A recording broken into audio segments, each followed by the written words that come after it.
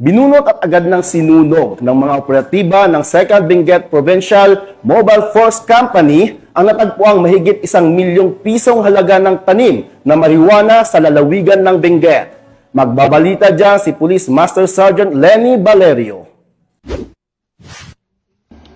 Binunot at sinunog ng mga otoridad ang nagkakahalagang 1.2 million fully grown marijuana plants matapos ang matagumpay na operasyon ng 2nd Benguet Provincial Mobile Force Company Lead Unit kasama ang Kibungan PNP, PDEO at Provincial Intelligence Unit, Benguet PPO, Regional Intelligence Unit 14 at Regional Intelligence Division, PROCAR at PDEA CAR sa Sitio Mugkaw, Barangay Badeo, Kibungan, Benguet nitong 16 ng Hunyo taong kasalukuyan. Ang 6,000 fully grown marijuana plants na natuklasan ay may sukat na humigit kumulang 1,200 metro kwadrado. Lahat ng mga halaman ay binunot at sinunog sa nasabing lugar. Samantala, walang nadatnan at nahuling cultivator sa araw ng operasyon.